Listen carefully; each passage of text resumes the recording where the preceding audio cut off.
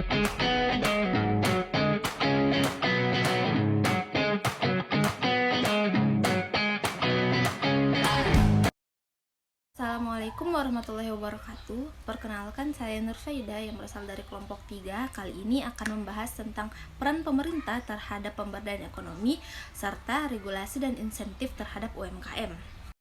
Nah, masuk pada materi pertama, yaitu peran pemerintah terhadap pemberdayaan ekonomi. Jadi teman-teman harus mengetahui bahwa pemerintah ini memiliki peran penting dalam pemberdayaan ekonomi, khususnya dalam pertumbuhan ekonomi inklusif dan berkelanjutan.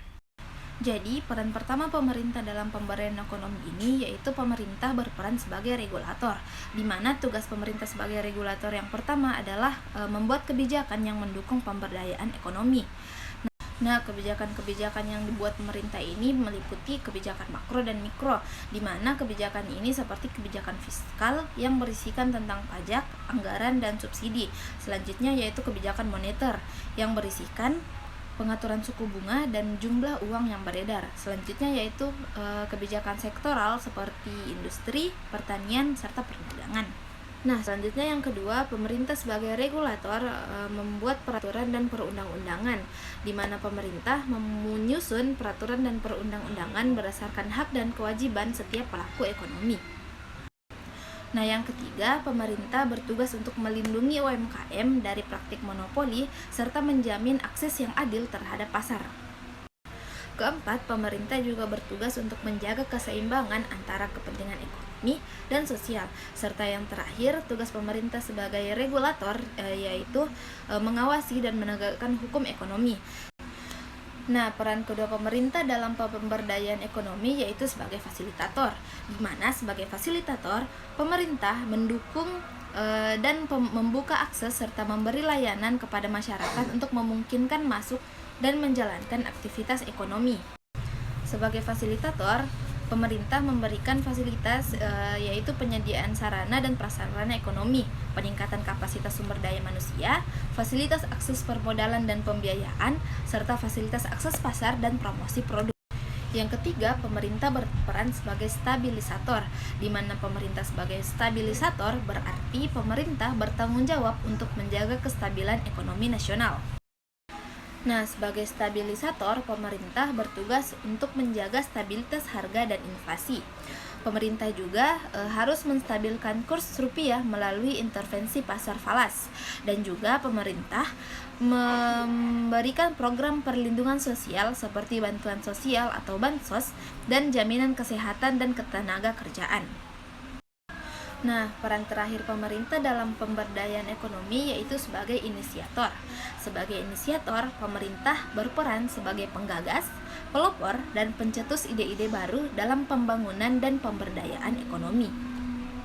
Nah, sebagai inisiator ini, pemerintah bertugas untuk menggagas program inovatif pemberdayaan ekonomi masyarakat. Kedua, yaitu membuka akses baru pada sumber daya ekonomi, dan terakhir yaitu menjaga penggerak ekonomi daerah yang tertinggal. Nah, materi kedua yaitu regulasi dan insentif bagi UMKM. Pemerintah ini memiliki peran penting dalam mendukung UMKM melalui penyusunan regulasi dan pemberian insentif agar usaha kecil dan menengah dapat tumbuh dan bersaing secara sehat.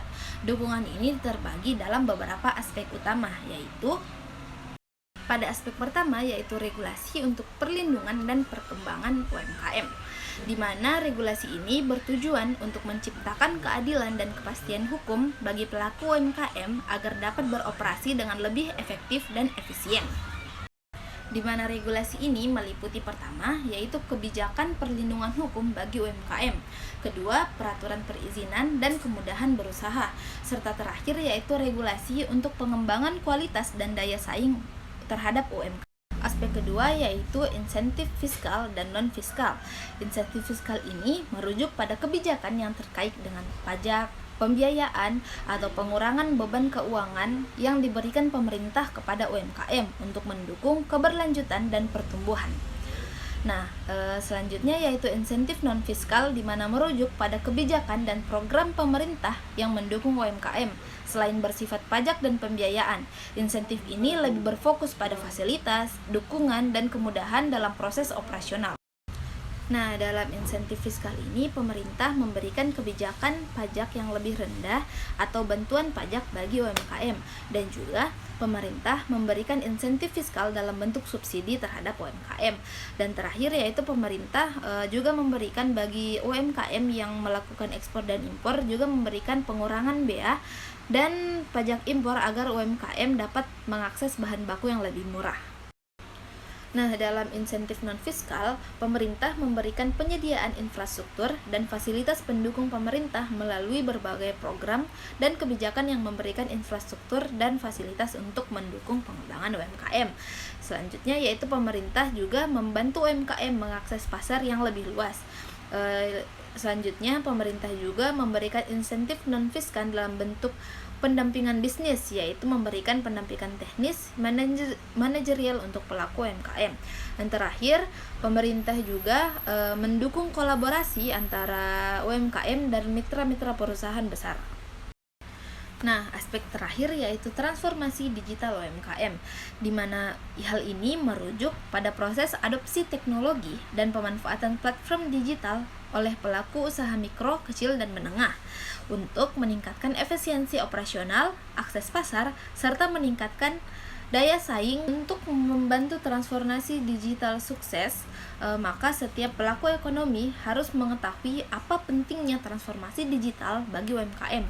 Kedua, peran pemerintah dalam mendorong transformasi digital UMKM, serta kita pun harus tahu apa manfaat transformasi digital untuk UMKM, serta apa saja tantangan dalam transformasi digital terhadap UMKM.